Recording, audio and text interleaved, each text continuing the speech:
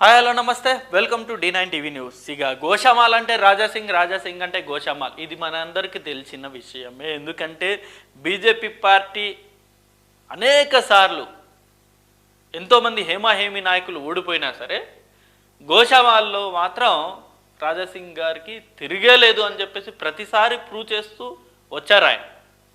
Last time మనం చూసాం, కిషన్ రెడ్డి గారు ఓడిపోయారు, లక్ష్మణ్ గారు ఓడిపోయారు. హైదరాబాద్ సెగ్మెంట్ సంబంధించి అనేక మంది బీజేపీ నాయకులు అందరూ ఓడిపోయినా సరే అసలు రాజాసింగ్ గారు మటుకు అసలు భారీ మెజార్టీతోటి గెలిచారు.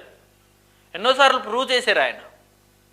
సో గోషామాల్ని ఒక కంచు కోటలా ఆయన నిర్మించారు. అసలు గోషామాల్ అంటే చుట్టూ ఎంఐఎం లీడర్లతో ఉన్న నియోజకవర్గం. అది చుట్టూ మొత్తం ఎంఐఎం సెగ్మెంట్లే ఉంటాయి, నియోజకవర్గ సెగ్మెంట్లే ఉంటాయి. సో అలాంటి సెగ్మెంట్లో కూడా రాజాసింగ్ గారు గెలుస్తున్నారంటే ఆయన స్టామినా ఏంటో ఇట్టే మనకు అర్థమైపోతుంది.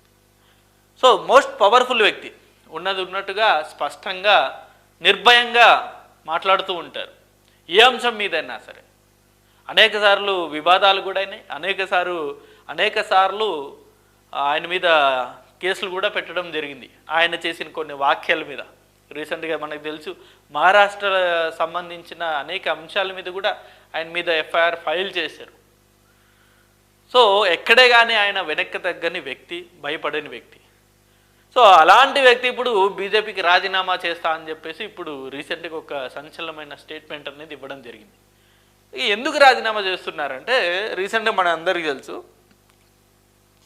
బీజేపీ నాయకత్వం వచ్చేసి ఈ గోల్కొండ గోషామాల్ సెగ్మెంట్ సంబంధించి నూతన అధ్యక్షుడిని రీసెంట్గా నియమించడం జరిగింది. సో ఇన్ఛార్జ్గా. సో మరి ఈ నియమించే ప్రక్రియలో డెఫినెట్గా ఇప్పుడు గోషామాల్ అంటే అక్కడ రాజాసింగ్ గారు మోస్ట్ పవర్ఫుల్ కదా.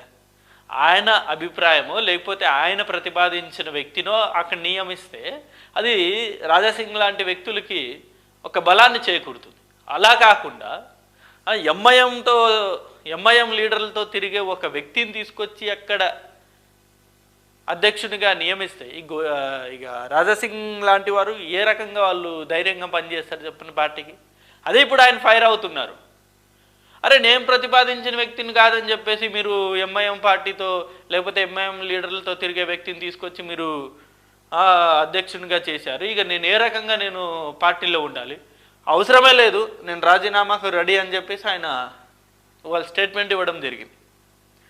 పార్టీలో వేధింపులు తట్టుకోలేకపోతున్నా అంటే ఇది ఒక రకంగా నిజంగా వేధింపే కదా. ఇప్పుడు ఆయన ఏరియాకి